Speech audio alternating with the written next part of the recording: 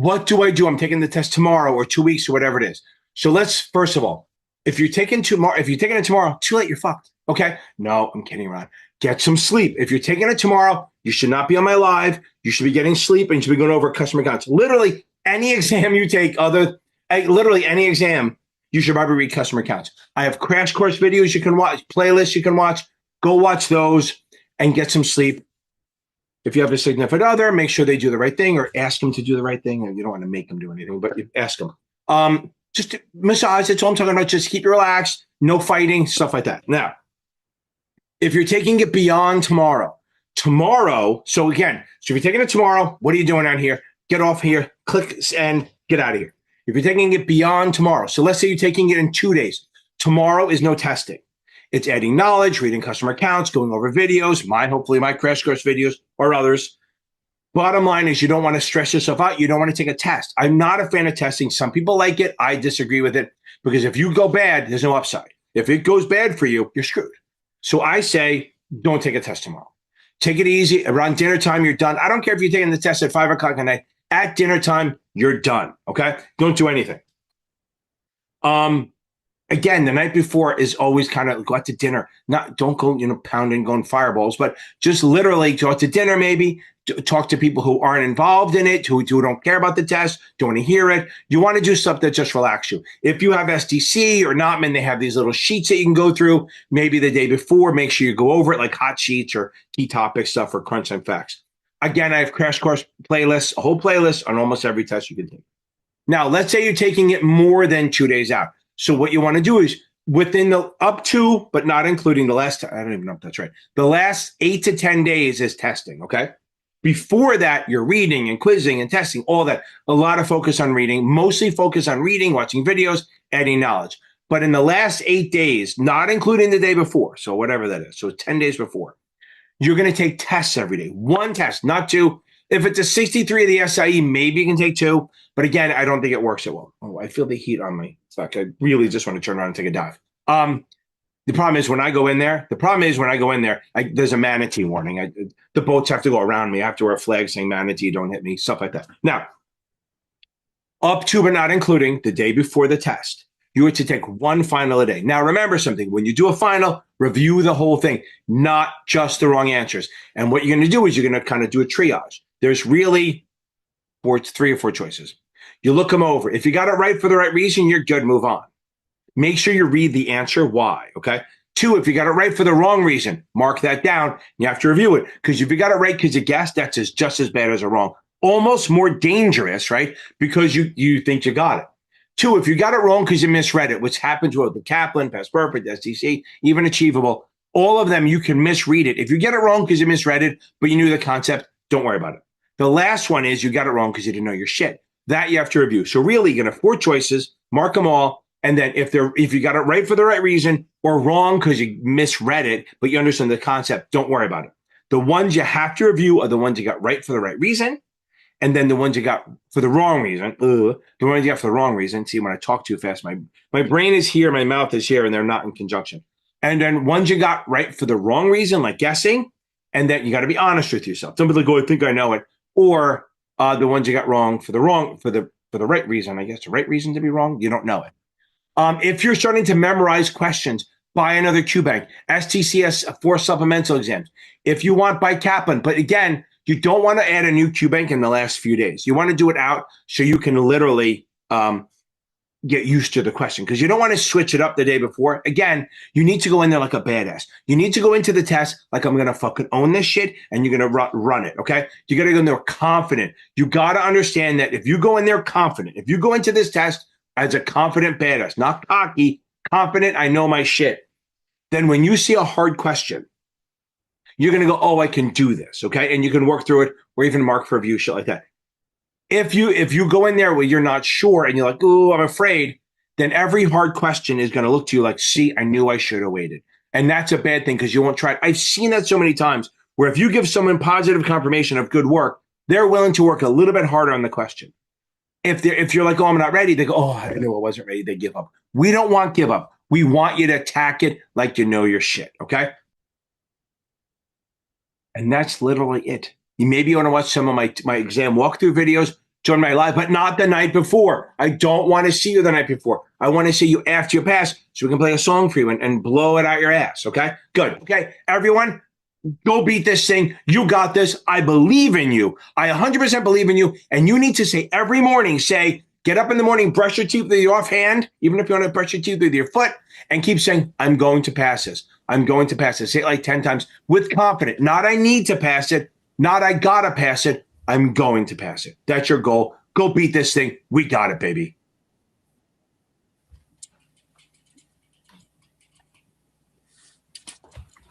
Oh, welcome on. Happy Thursday night. Welcome to the Series 65, 66, and 63 live Q&A for ask questions about your stuff. If you have any questions, drop them in here and we'll get going. Okay. So you take a test Monday. Okay, which test are you taking, Justine? Okay, first of all, Justine, which test are you taking? I got Instagram up and we'll see what happens with that. Okay, do that. So Justine, tell me what Justin, my eyes are going bad. Justin, what test? He's gonna be like, oh, I'm fucking Justin. What test are you taking? And we'll go from there. Now, Francesca, they only give you 2 weeks to take this. Okay. Francesca, that's on Tuesday nights. But what? So you're taking the 7, obviously. So you have 2 weeks. What are you doing? I can talk about basics. Okay. Justin taking the 66. Francesca, what is going on? How far along have you even started studying yet? 2 weeks to take the 7 is kind of insane. It really is. I think. You? That's kind of quick to take the 7 in 2 weeks. I don't think. I mean, I could do it obviously, but even on my best day, if I was starting from 0, I don't know that I could do that. So, get reading. I mean, you probably don't have enough time to read, so I would probably watch as many videos and then start doing as many practice questions as you can. That's really the only thing you can do. Okay. Should I post my new question for the evening? Okay. So Justin, so Justin, you're taking it. Gavin, you're taking it. Also, Jeff put a great question on the bottom. Well, should I put a different question? One? I can't hear you though. You can't hang on. Now I can. You can hear me? Yeah. Okay. I have a new question. In case anybody was on Tuesday night, I thought I'd bring in a new question. Should I post it? Yes. Let's see. Okay.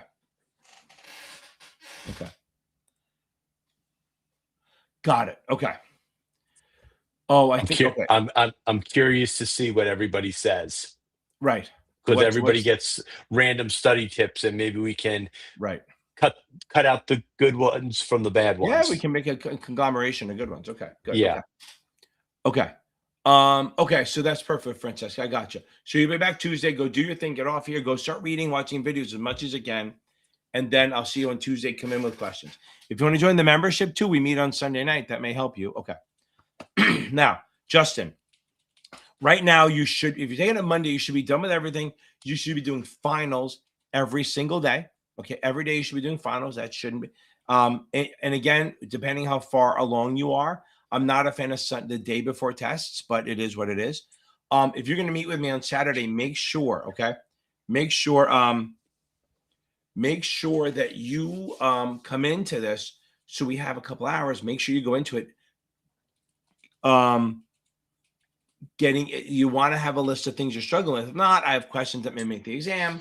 Also, guys, anyone taking the 65, 66, or Francesca, once you're along and you're getting closer, start taking the brutal exams. Those brutal exams will really, really help you. I can't stress that enough. They're going to help you a ton.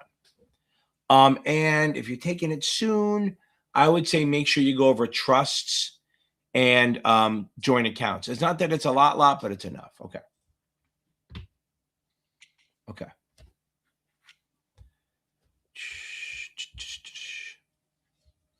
Okay, 1 into 7 live, so 66. That's it. Gavin, you're taking the 66.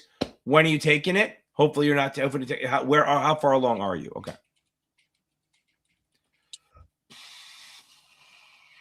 I'm averaging 75 on my past perfect exams, over 6 exams.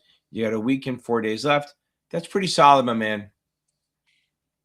I think you're good. If you're mid 70s on past perfect, you're in good shape. You can trust yourself that you're ready for the test. I'm going to say that you're going to be ready for the test. I think that works. Okay.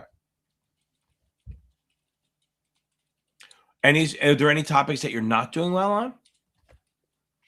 I take the 65 in 3 weeks unless quarterly achievable. Okay, good. So a grant, that's awesome. A gram G. Okay. You're probably in really good shape. Because you have 3 weeks to go. You're gonna finish it up hopefully this weekend, and then you have 2.5 weeks to 3 weeks to take quizzes. Now, once you're done, do chapter quizzes for a couple days to find your weaknesses. Use their AI tutor to figure out where you're weak, and then get on and then start taking finals and keep coming on here every Thursday if you have questions. If you feel you need more, we obviously do tutoring. If you go to series66exam.com, you can book sessions, and I have 3 other tutors. If you don't like my style, go check out Michael Weiss. He's great at series7examtutor.com. And if the tutoring is too expensive, hit the join button. You can join a membership. We have a membership where we meet Mondays and Thursdays, okay? And yeah, there's no extra videos for you yet, but every Monday, every Thursday we meet. It's pretty cool, okay? Okay. Friendly user. Make sure you have, I would do a last-minute review. You're going to nail this time. Number 2 is the last time. Make sure you go through customer counts and like disclosure. So like if you have SDC chapter 2 and 14, if you have cap on chapter 13 and 14. Okay. Okay. Marvin, no. Okay. So now you're taking it Saturday. Hopefully you're taking it this Saturday. First of all, where's the other person saying it? Oh, no, we're good. Okay. By the way, Denzel, how are you? Welcome on, baby. Welcome on. Okay. Taking it Saturday. Hopefully you're feeling okay. Okay.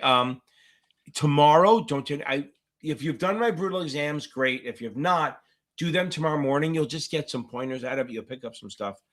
Somebody said she was listening to it when she sat down for the test, and it gave her like 5 or 10 questions. It just handed her like the topics were good, and they gave her like 5 or 6 questions. They're fresh in her head. Watch the crash course I have, the 65, 66 crash course.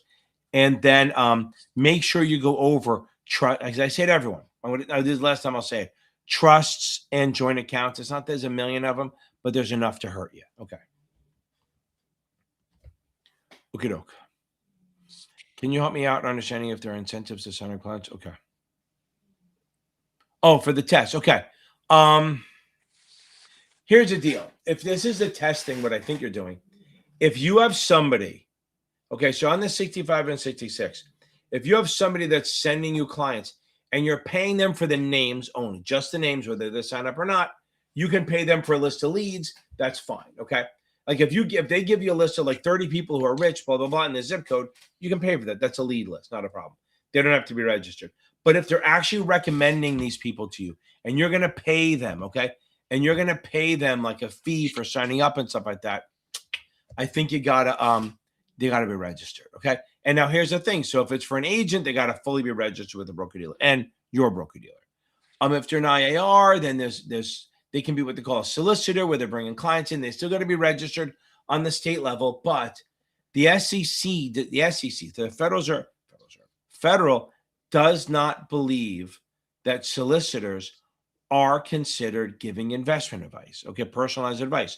So the SEC does not require them to sign up and register with them, but the states do. So a solicitor does have to register somewhere. So you have to think about it. You have to make that distinction.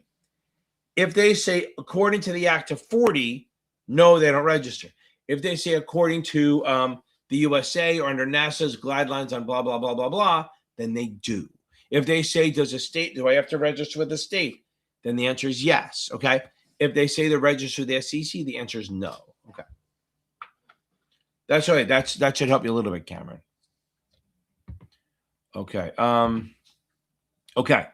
So Gavin, you're taking it next Friday. So you have a full week. You should be fully on finals by now. So if you're taking the test now, you should absolutely be on finals by now. Okay. There's no way around that. You should be, if you have a week to go, 8 days, you should be taking finals every day, because I don't like people taking finals the day before. You're all going to do it anyway, I know, but I really don't want you to do that.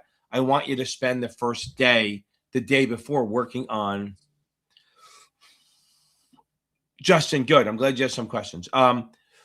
for the last day working on the adding knowledge, making sure to go over the regs and the investment vehicles, because that's another thing. On the 65, 66, a lot of people have trouble with the investment vehicles. They think they have it, but then they walk in there and then they go, I struggled on it, right? The regs is always a killer, right? So a lot of people come in and they fail. They go, what'd you get? They got 30 out of 45 or they got, 22 out of 39. So make sure you get the reg, keep doing over the regs. And when you're taking the questions, you have to make sure that what's the best way to do it? You have to make sure that you read every word. You have to look for issues. You have to look for problems. Because understand something. This is one of the tricks they do. They will give you 4 answer choices. I've done doing a lot of analyzing in these tests, right? They're going to give you 4 answer choices. Sometimes all 4 are correct somewhere, but not in your question. So that gets people. Or they may flip the numbers, 4 and 5 days, 5 and 4 days, whatever it is. Or they'll say something like, they'll give you 4 answers and all 4 of them are correct somewhere, but not here. And then you think, you have sort of a memory of it. Or all of them are pretty correct except for one word flips it, right? One word, like if they say, HSA covers qualified retirement plans, right? That's not true. It covers qualified medical expenses. But it might say you have one that says covers qualified medical expenses and the other one says covers pharmacy expenses. Well, qualified medical expenses is better. That's the better answer. Technically, pharmacy is true, but qualified is better. They might say, a self-supporting child up to 26 is covered. That's not true. It's non-self-supporting. Or may say you can use an HSA till 65. They actually may say you can use it for whatever you want after 59 and a half, but it's really after 65. Just a little bit off. Sometimes that happens and you have to be careful on that. Okay, good. Onward. Okay. Hagens, the best thing I can tell you, and guys, the best part is if you have a late night and not a lot of questions, boom, we can just kill this early. So if you have questions, throw them in there so I can get to them. Words of wisdom, if you just started, it's a slog. It's going to make you feel bad. It's going to make you feel dumb. It's going to be boring. Just power through it. You can get through it. Remember, the 7 and the SIE are very much brute force. The 65 and 66, a little bit off. Okay? Just a little bit off. And you gotta be more cerebral and think about it, and you gotta take your time. So as you're reading, focus. Again, I love reading. I won't tell them what to read, but you really got to focus on the reading a lot. Okay? You really, really got to focus on it. Okay? You got to make sure that that's your thing. Okay? Okay? But be confident. And the other thing is there's going to be times you're like, holy crap, I'm not getting it. Trust the process. You're going to get there. Okay.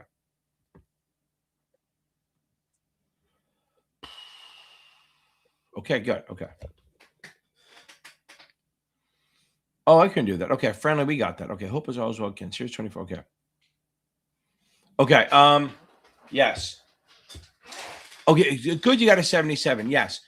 Guns Coffee, if you're still here, I really do think STC is the best vendor for the 24. If you want to get other questions, go on my link. You can get the supplemental from there, or you can do the Securities Institute of America. You can buy a bunch of questions, or it's like $60, whatever it is. The more questions you get, the better. But I do think for the 24 right now, STC does the best. They have the good books and the questions. Again, but if you don't want to buy STC, go check out the Securities Institute of America. They have some good, solid stuff. Okay. Good, hard questions. Okay. But, and remember, there's no math on this. On the 24, there's no math. And I think Kaplan does not do a good job. But the good thing is, if you're scoring well on the Kaplan ones, you should be fine, because I think they're much more complicated, more nuanced in the actual exam. Okay. Okay.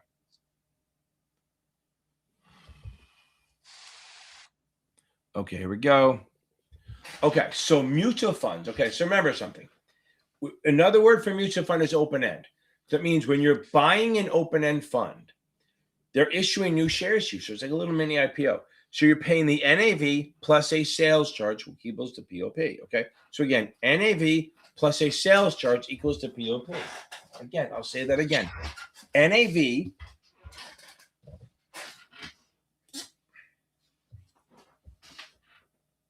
So let's say I have an NAV of $10 and the sales charge is 50 cents.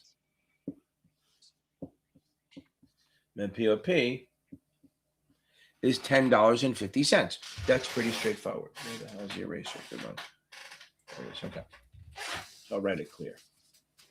So 10 plus 50.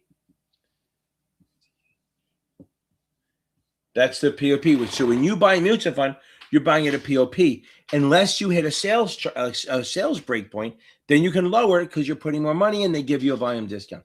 Totally fine. So if you're going to buy a mutual fund, open end, NAV plus the sales charge equals to POP. Now the question is, sometimes they say, what is the percentage? Well, remember, this is a percentage of this, not this. So you have to divide the sales charge by the POP. So this is really 4.7%. Okay, so again, that's where they go. So again, open-end funds you buy now. The question is, when do you buy them, right? So if you buy, so Jeff buys one at 10 in the morning, and I want to buy it at 2 p.m.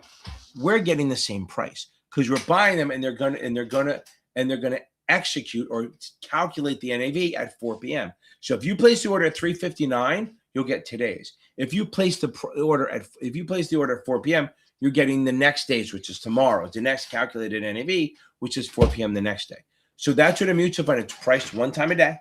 Okay, one time a day at 4 p.m. That's it. And you're paying an NAV plus a sales charge, and the max sales charge is 8.5%. So you can never pay less than the NAV.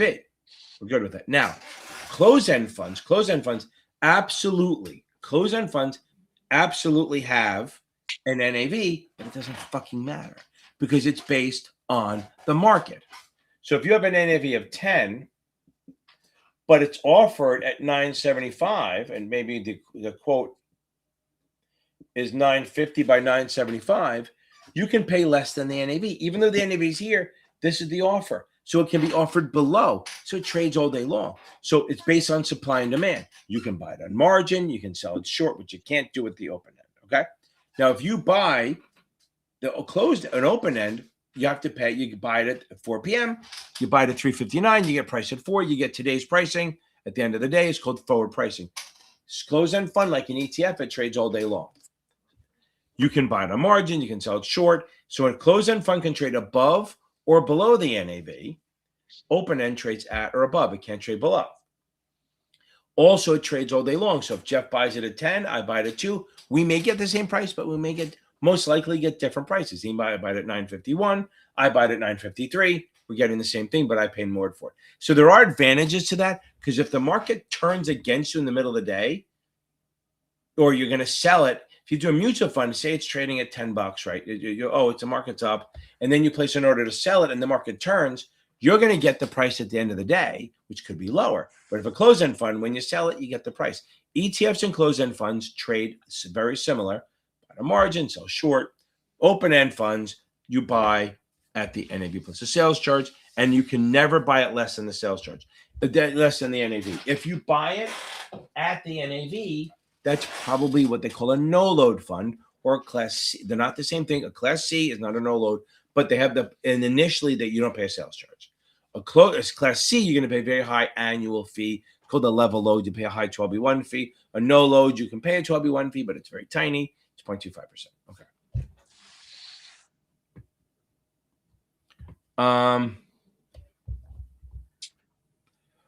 Okay, so before I do it, Gavin, tell me how you're scoring on my brutal exams, because the brutal exams will save you. I promise you that. Okay.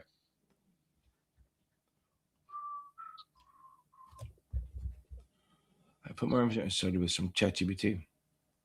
Justin, okay, that's fine. So your low 70s are pass perfect. That means you know enough to pass. I promise you that. See if you can do my 2 brutals tomorrow before we meet, or 1 tomorrow, 1 Saturday before we meet. I think you're going to be fine. We're going to get through this. Okay. I had another student named Drew Schulman. I don't know if you're related. Okay. Okay.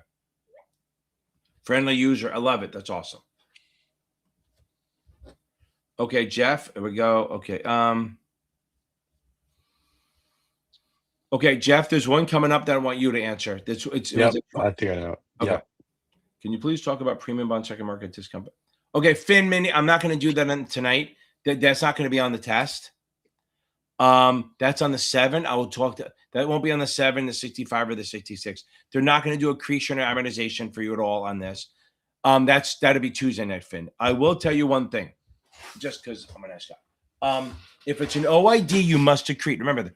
OID, you must accrete. That means you bought it at a discount. It's originally issued. It's like a zero coupon.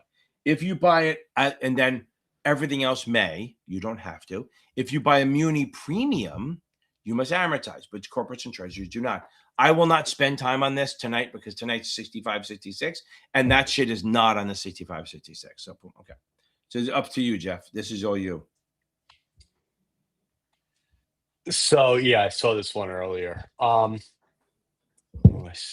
failed my 65 interest 29, 4th to 10th, got 73 out of 130, so it's 58. I can retake it. Okay. All right. You okay, if you're getting 58 out of 4th attempt, got 73 out of 130. Last score was 58 out of. Okay. You need to wipe the slate clean. You need to start fresh, start from the beginning.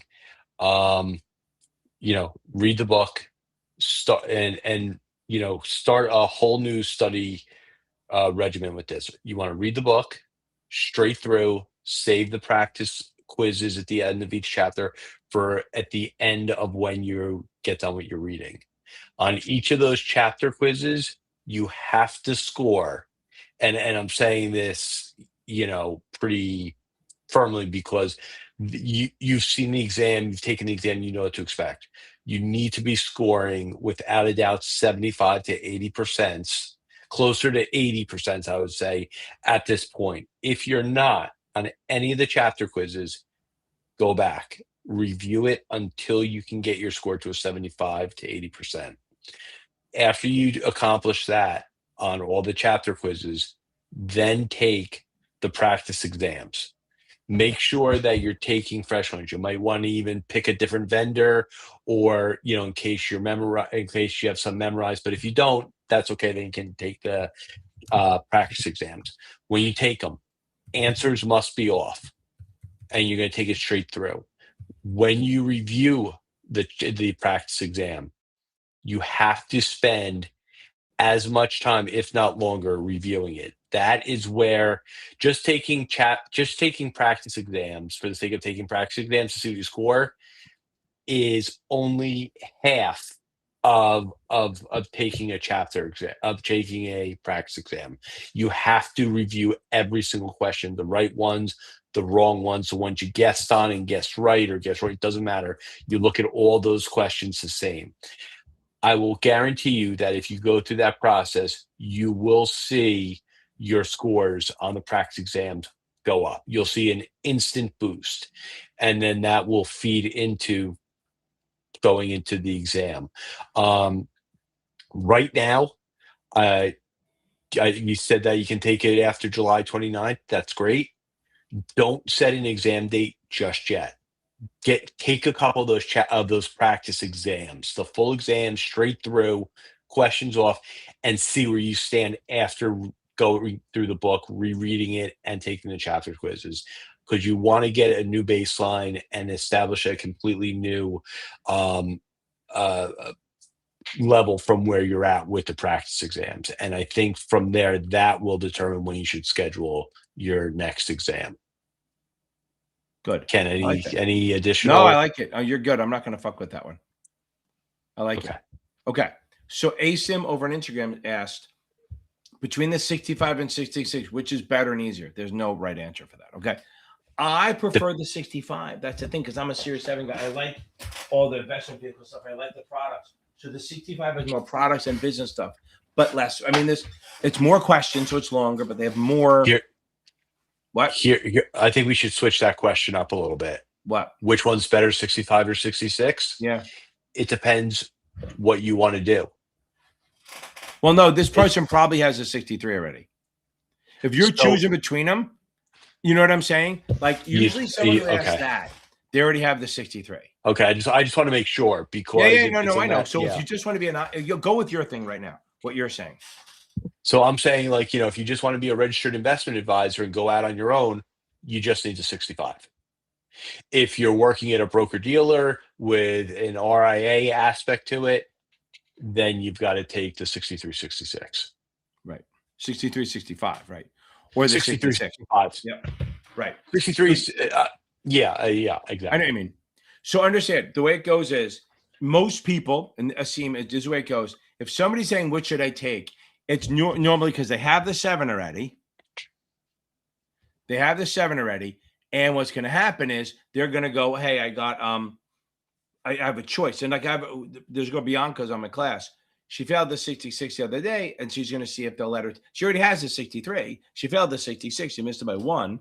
So she's going to try to see if she can take the 65 and take it next week because she's so close. So Asim, if you don't have the 63, do the 66 just to get it out of the way.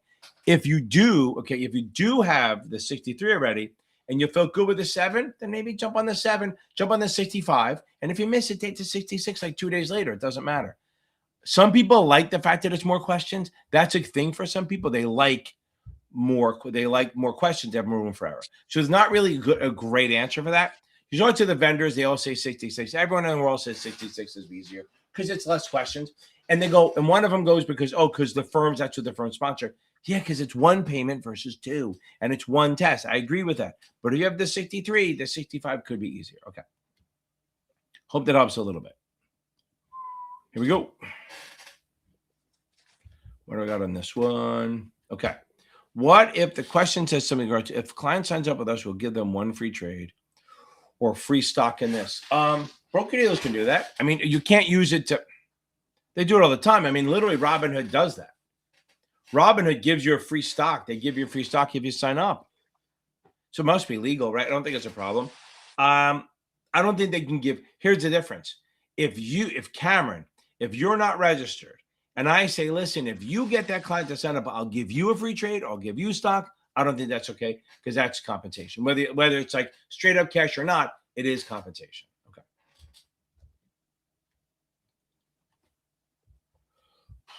Okay, Isabel, stay there.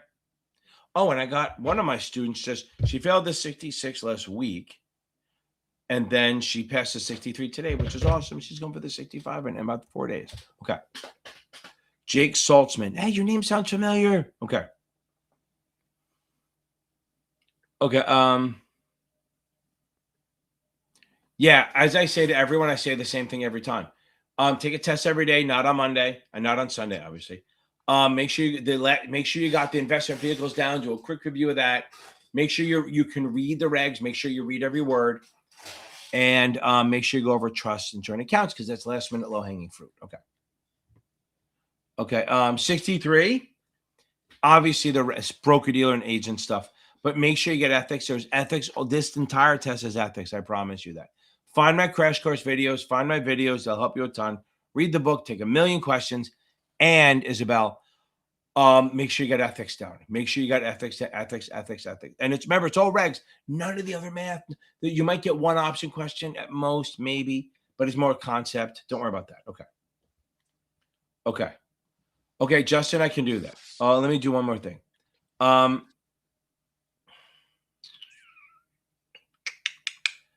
Yeah, you just read the book. So if you're taking the 63 in 5 days, okay, I would absolutely get on the book get through the book as quick as you can, and then take 2. And I don't love 3 tests a day, but take 3 tests a day. It's not my favorite, but if you only have a few days, you got to hammer as many as you can. You got to hammer as many questions as you can. Okay. And make sure, as I said, this is about ethics. Okay. Okay. Jeff, I'll get to you. I see your question. Jeff BT. Okay. Qualified means it's sponsored by a corporation. Remember that. So a qualified retirement account means it's sponsored by a corporation. It follows the ERISA rules. Okay. It follows the ERISA rules. The ERISA rules are that it goes in pre-tax. If you give it to one employee, you have to give it to all employees that are full-time, 21 and over 1,000 hours a year, which is really $20, 20 hours a week. They have a vesting schedule. If any money you put in for your employee, eventually it has to be theirs, either over 3 or 5 years. If they take it out before 59 and a half, they get a 10% penalty. They have to take it out start taking it out by April 1st of the year after they turn 73. What was the other thing I was going to add? There was one more thing I was going to add that's really good on this. And it has to be held at a qualified. Okay. It is a qualified has to be held at a qualified custodian. It has to be held somewhere else. Okay. So it has to be held at a qualified custodian. Okay. So that means, like, if you're at Morgan Stanley and you have an account there, if you're Morgan Stanley and you have an account there and you open your retirement account there, you're an employee at Morgan Stanley and you open a retirement account, it has to be held somewhere else, like at a Fidelity or a Vanguard or T. Rowe. It can't be held in-house. Unlike a non-qualified retirement plan, like there's annuities, which you do on your own. There's no RMD. It goes in after tax. It goes tax deferred. Or a non-qualified deferred comp, which shows up on the 65 and 66. A non-qualified deferred comp, the difference is here. The money can go in pre-tax or after tax. You can discriminate, which means only the high-end earner is really for the high-end earners. But the risk is that if you leave early, you can lose your money. Okay. The second one is that if the firm goes bankrupt, they get sued, that money is held in the firm. So what happens is if they go bankrupt or you get sued, they can go after you. They can take your money. That's what I mean. So if I have $1 million sitting in that account, in the non-qualified account, they go bankrupt, you can lose it. Or they get sued, you can lose it. Unlike a qualified plan, which is held at a different firm, like a Fidelity, Vanguard, so they can't do anything to it. Okay. So that's the thing. They can't change it. Okay. Good stuff. Stuck in the middle with you. Then you're fine. So keep going. Remember, the SDC exams get harder as you go. My test is much more like the real exam. There's no guarantee of anything, but if you're passing that, not from memorizing it, you're in good shape. I should have another one out soon. Okay. No, you're good. If you have Exam FX and Kaplan, Exam FX is not my favorite, but between the two of them, you'll be fine. You don't need to buy another vendor. Hold on. Captoon. That's outstanding. I'll come back to you, Reese. Captoon, that's outstanding. Hope you're still here. What are we going to go with today? It's hot out, right? Yeah.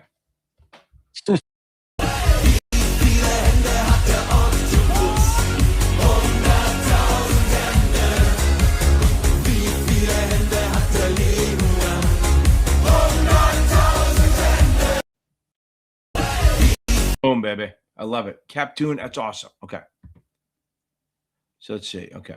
Oh, and now I see the second part of your thing, Reese. Okay, good. I'm glad I read the second. Okay. Oof. Failed the 60th. Okay. Scored 75. You're good. Yeah, those work days. You have a demanding job and you're working 10-hour days. See, this is the second part of it, right? Oh, Joe, I like your confidence. I like that. Reese, you're good. Why don't you go take it soon? It depends. If you got your ass kicked on the 66 3 times, and maybe you want to give it another week or two. But if you can score 3 in a row in this mid-70s on Kaplan, and you're not from memorizing, you're not cheating, you're good. Okay. Boom. Okay. George on Instagram. That's outstanding.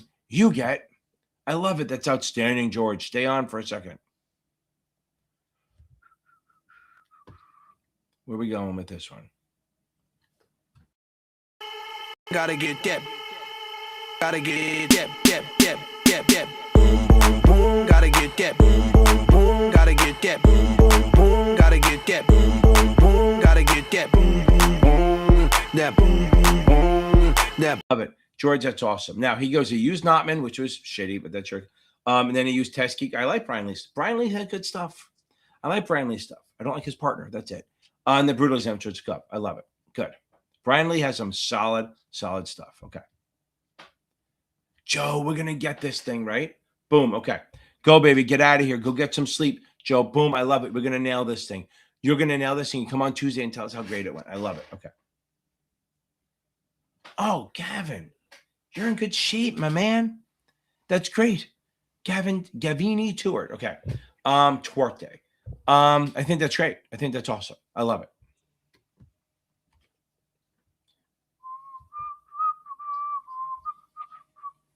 Okay. You're scoring mid-80s in STC. If you've done my brutal exam and you feel good about that, yeah, be afraid of the regs. I'm not saying they're super hard, but they trick you enough that the questions are like subtle enough to get what's the best way to do it? They're definitely subtle enough to screw you up. So keep that in mind. But spend tomorrow reread as much as the regs tomorrow and the states and stuff. Okay.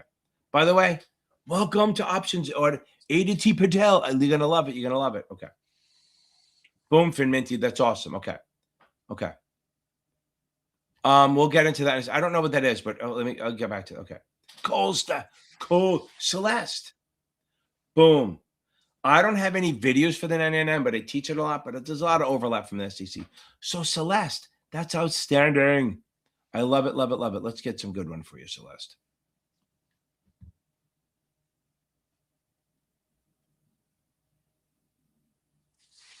Nope. Never, ever. Nope, we don't want to do that one yet. Yeah. Opportunity offender. Okay. Okay. Yeah, so we can just open up which one is more suitable to invest in debt. I think they both can.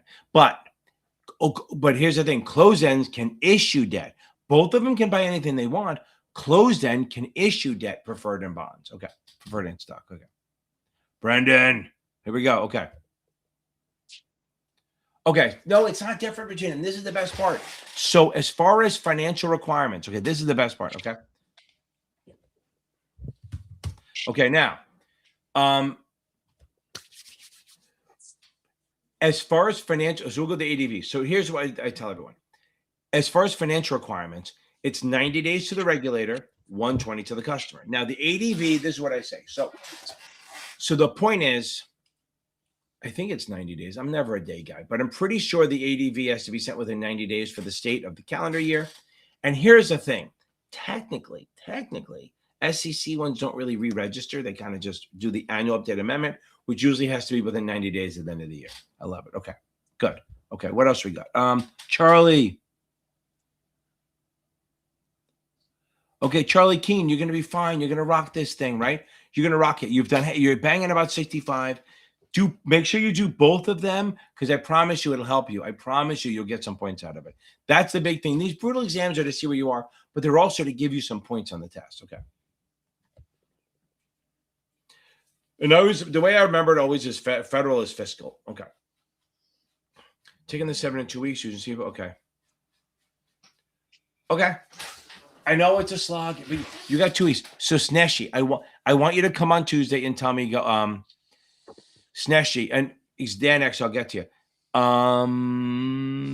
You got to get through the book this weekend. So on Tuesday, I want you to come on here live. The same thing live on Tuesday nights at 8. I want to come on and tell me you finished the book and you started doing chapter quizzes. That's what I want to hear. So you need to finish the book. You have 5 chapters left. There's no reason you can't get through them done by the weekend and have some tests under your belt. Okay.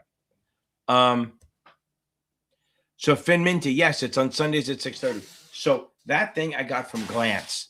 I have a bigger one. I have a bigger one down here, and I have a massive one I gave to my son, like a 5-footer one. I did this, and then some other guy copied me, did the same thing. So I bought that, and then like a week later, he got one. And then I got the big one, and he got one too. It's great. I just feel honored. It's flattery. Okay. So that's from Glance. If you Glance LED, they're really good. It's like, it wasn't even that much money. Okay. And you can adjust it. Okay. Yeah, I do the memberships on Sunday, the Series 7 stuff at 6:30 and 7:30 on Sundays, and then on Tuesdays too. Oh, Wednesday nights. I moved them to Wednesday nights. Okay. Oh, there we go. Hold on. Let me get this one. Okay, Justin, stay there for the formulas. Okay. I need to start prepping for the 66 immediately after the 7 official. Okay. So here's the thing. Yes, Sneshi, you're fine. But focus on one exam at a time. Okay. Your job, you do not even think about the 66. Yeah, you could, if you finish the 7, if you get it done by in 2 weeks, that gives you 5 to 6 weeks for the 66. You're fine. But don't even think about the next test until you're done. You got to focus on what's in front of you. That's the goal. Okay. Okay. Which formulas should I look at? Okay. Yeah, I mean, again, not that many, but let's see. So formulas for the 65. We got beta, which is cap M. Total return for sure. Maybe convertible. Maybe PE ratio versus earnings per share. Maybe tips. Current yield. Oh, and the discounted cash flow. I have the video, time value of money. I show you how to do the future value to present value and present value to future value. I would know that much more about concept than knowing it. I would know how to do annualized return, which is literally your total return. Like, think of it this way. If you earn 5% over 6 months, if we annualize that, it'd be like, what if we earn that over a year? So it'd be, okay. So if you earn 5% over 6 months, your total or holding period return, which are the same thing, your annualized would be 10%. If you earn 10% over 2 years, your annualized would be 5%. Okay. Boom. Charlie, you're ready, baby. Charlie, you worked on ethics all day today. You watch a crash course, you watch a Groodles, you do a quick review of trust and joint accounts, and you're good. So again, beta, cap, which is cap M, total return, holding period return, which is easy. It's literally my growth plus any income divided by original. Okay. Convertibles, maybe. PE and earnings per share, maybe. Tips for you might get it. What else did I say?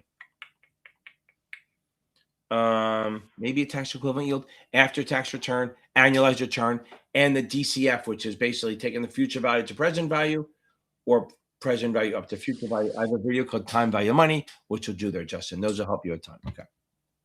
Oh, I'm almost catching up, baby. Okay. No, Captoon. Thank you, baby. Okay. Okay. Oh my God, James, you're ready, baby. Yes, of course you're ready. You're scoring sevens. Boom. I got you. You're going to get this thing. You're going to get this. I know you will. I 100% know you're going to get this. Okay. I am so sure you're going to get this, baby. I'm a series 7 savage, a bad one with a brain, turning volatility into stacks of heavy gain. FINRA tried to check me, now they stuck with a queen, the coldest operator that the market's ever. Boom, baby. You're going to nail this thing. Okay. Now, so, okay. You have a question. So Gavin, okay. So dividend discount model. Okay. So remember, let's go through these things. I'm not going to do the math on this. Okay. Okay. I agree. I think the trust video is going to help you. I have a trust video. I did do that. That does help. Okay.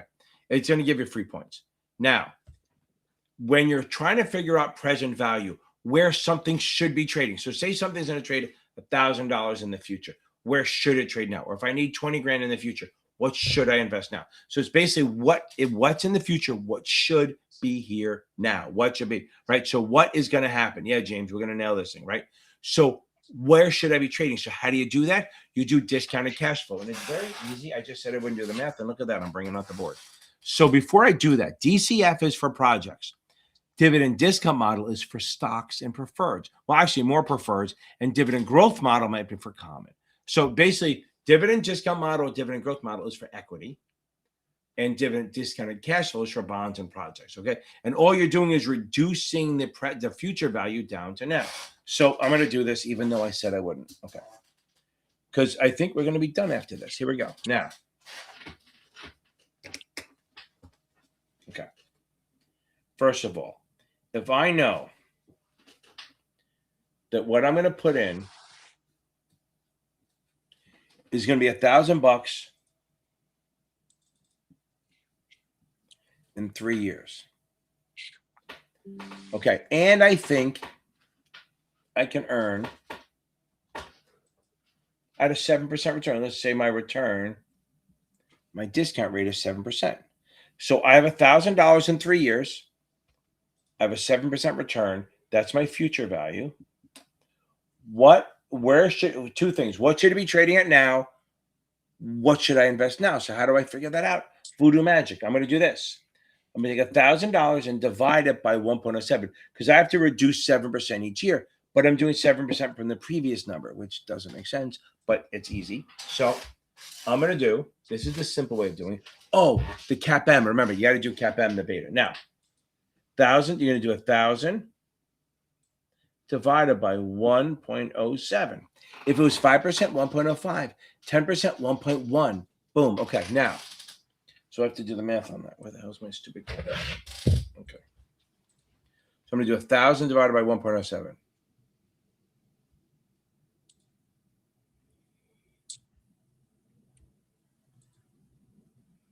$1,000 divided by 1.07 is, so 934. So after 1 year going back, it's 934. Then I do it again. Now the problem is the vendors like to say, "Oh, you do it cubed, cubed 1.07 parentheses cubed." Your calculator doesn't do that. So okay. So while I'm doing the Tara, yeah, make sure you go over customer counts tonight. Do my brutal exam if you haven't. Watch my crash course, or at least watch my quick and dirty or my gorilla style. You know, I started those things. It was great, and everyone copied me. 934 divided by 1.07 is 872. So now we're at 872. Then do it one more time. Divided by 1.07. So we're now down to 815. So that's my present value. So 815. So 815 is where it should be trading. So the rate of return, the IRR, is 7%, where this equals this. So if I do this, I just divide to find that. Okay, now that's my present value. That's where it should be trading. That's the expected price. I could say any of that. However, what if I walk in there and it's only 807? That's a good thing. I'm buying it for less than I need it. So that's a positive NPV. You should be fine. That's a good thing. That's worth doing. However, if the stock is trading at 900, that's too expensive because it's only worth 815. That's a negative NPV, and you shouldn't do it, and your return is going to be lower. So you'll still make money, but you'll make less. Okay, hold on. That's a heavy question. What is this? Taking my series 10 tomorrow. Help. Really? There's not much I can help you with right now. But Meredith, what I'm going to tell you, go to my playlist, go to my channel, and look up MSRB, the MSRB playlist. That's all the G rules, okay? Hopefully you're passing your exams. Don't sweat it too much. The 10 is a hard test, okay? But go to my channel, find my playlist called MSRB. And I go through all 42 G rules one at a time. There's like 9 videos in there. It's boring, but I try to make it less boring. That'll give you some easy points, I think. Other than that, just get some sleep, kid.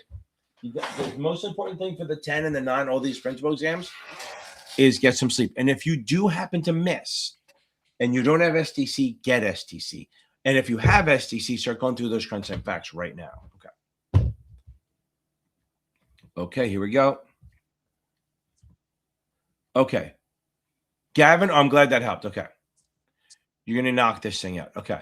Again, Tara, customer counts and disclosure, stuff like that. Okay. Okay. Hold on. Well, I just to the beta. Yeah. Charlie, I would know it, but standard deviation isn't part of that. Okay. Boom. Okay. Boom. Mikey D. Okay, Mikey, we're going to nail this thing. I know it's 666. There is stuff there.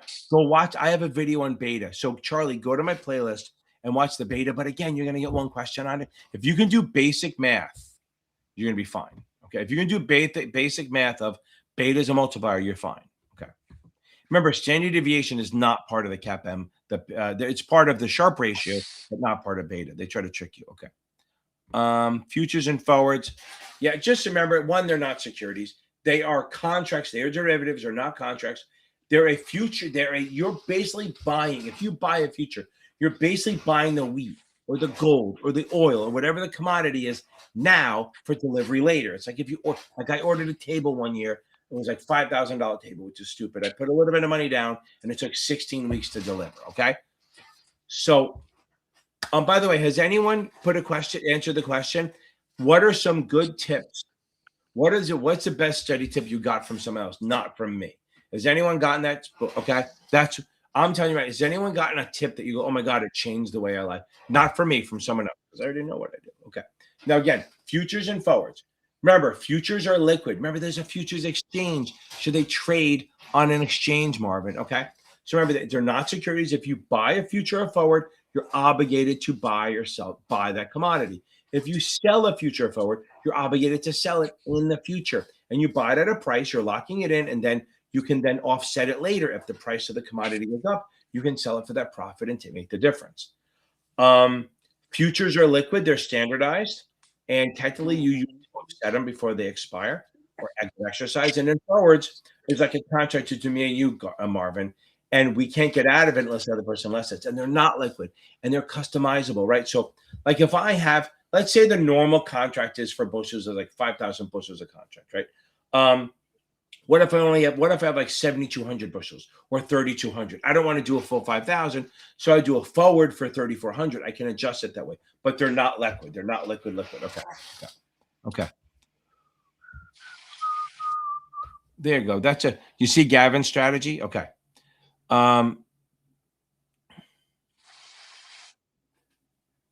Yes. So IAR, no, here's what it is. IAR does not have power over people unless they give them power of attorney. And then they do, Leonard, then they do have, now we're getting the answers. They do have, if they have power of attorney, they have power over your account, but they don't have power of you. However, if you are, here, somebody put, no, Mike DeBella, no notes, if any, very limited. I like that. Okay. That's from Instagram. So they don't have power over others. But remember something. What's an IAR? An IAR is someone who gives advice or supervises those that do. Again, an IAR is one who gives advice, manages, or supervises those that do. That's where they have powers over other. Administrators do have powers. They can suspend, deny, revoke.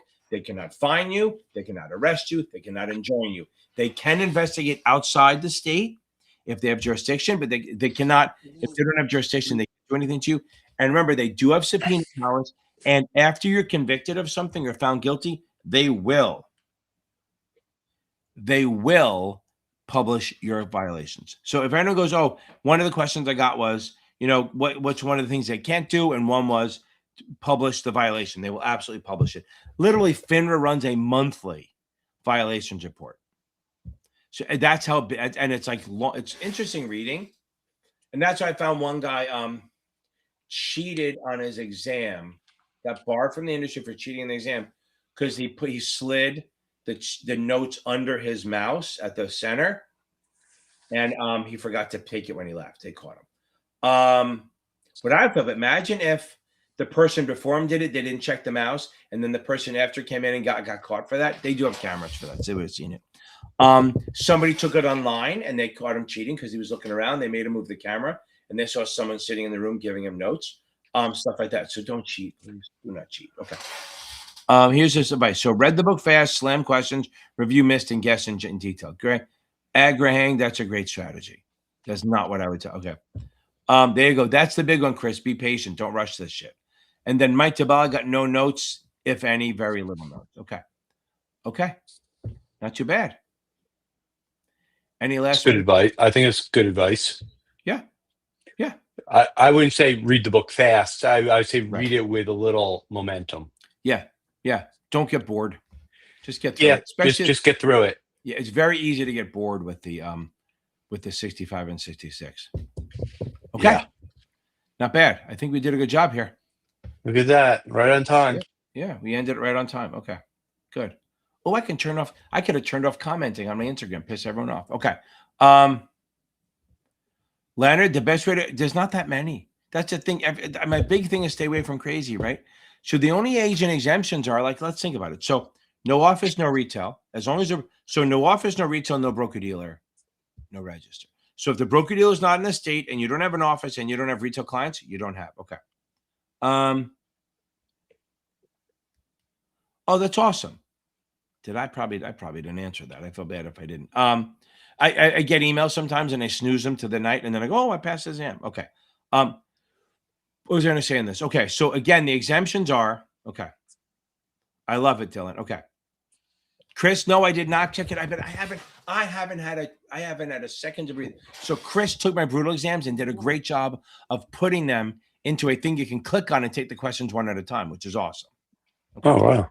Yeah. So, so let me finish this. Where was I? Agents. Okay. So if they have no office, no retail, and the broker dealer is not in the state, they get the institutional exemption. Remember, whether you sell a security or not, whether a security you sell or not is exempt or not, doesn't matter. So if you sell an exempt security or not, or exempt transaction or not, you still have to register unless you work for the issuer. The only time that you don't have to, if you sell an exempt, the only time that it matters that it's an exempt security, exempt transaction is if you actually work for the issuer. That's it. Okay. Okay. Now, Merhaba. Okay. Now, Marvin. Okay. But Dylan, hold on. That's awesome. We can't just let that go, right? We got to have some good time here. Hold on. Where's a good one? Let's see.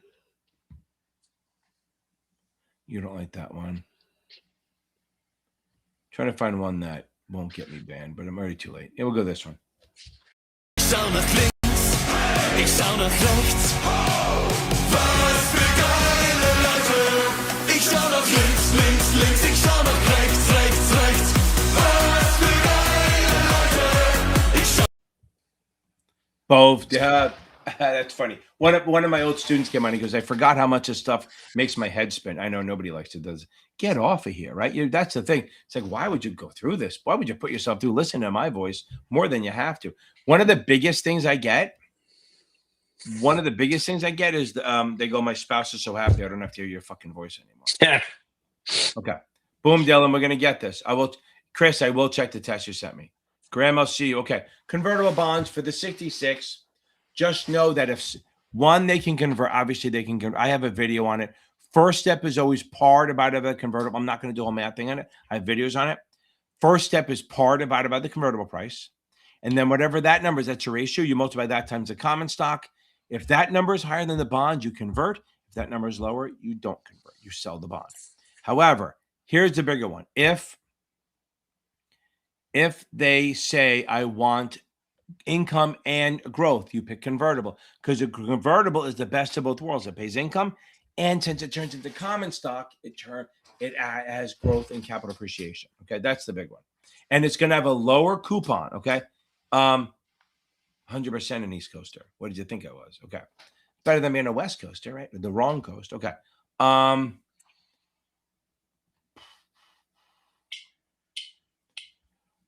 You know what?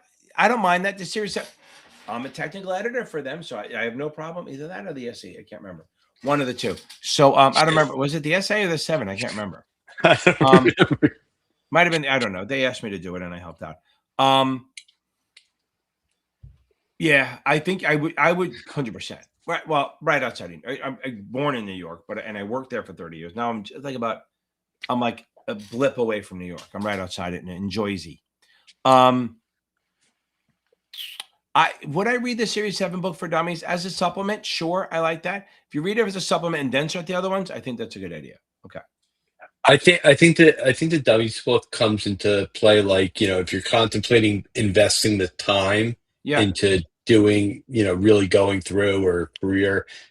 I think the dummies book is like a fun way to, more than fun, because there is a lot of information in there, but a good way to get a feel for the more, what you're going to be entering. I agree. I think it's a great supplement, and it gives you a good ramp up. Okay.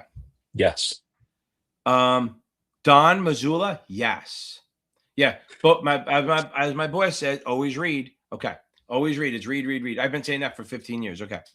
Oh, there you go. See, I like that. Okay. There you go. I used to go to when I was a kid, I went to Seaside Belmar. And then I got older, I went to Belmar, and then when you get really old, you go to Manalone, Bayhead, and shit like that. Okay. Would I recommend Marvin? Not needed for the test. You don't need the Greeks for the test. Not at all. Not at all. Don't worry about them. If you want to know anything, delta is how much the option will move based on the stock moving. I think theta is time decay. I always forget. Okay. I would absolutely use STC for the 66. I like Achievable too. Again, I have links in my descriptions for Securities Institute, Achievable, and STC with discounts on all of them. STC is really good. If you want to buy just question banks and add a bunch of new questions, do the Securities Institute. It has a lot of fucking questions, and they're hard, and they'll challenge you. Okay. Boom. So Marvin, you won't need to. Other than that, don't worry about the Greeks. Okay. I think we're good. I think we can head out. Okay, everyone. I'm killing the Instagram first, guys. Thank you. My man, reach out. My man Adam, call me one time. Not now though. Okay. Yeah, definitely don't need to go. Okay. I'm glad I helped you. That's awesome. Let's go, baby. Okay. Where you obviously must be in Jersey or somewhere. Okay. You know, it's funny, Virtuous. I read that and it said know the orifices. I was like, oh, that's a dirty one. Okay. Yeah, you got to know office in here, stuff like that. I love it. Okay. Everyone, I think we're going to head out. I think we did a good job. I think we got a lot of stuff done. And I think we're good. Okay, doke. All right. Adios, baby. Onward and upward. Boom. Thank you very much, Virtuous. Justin, thank you. Marvin, you're going to nail this tomorrow. You're going to nail it tomorrow. Gavin, whatever. I appreciate it. But okay. Oh God, Ohio through Long Island. I'm with you. Okay, everyone. Yeah, New York City, stand up, baby. Okay, good stuff. You go. Remember, vote.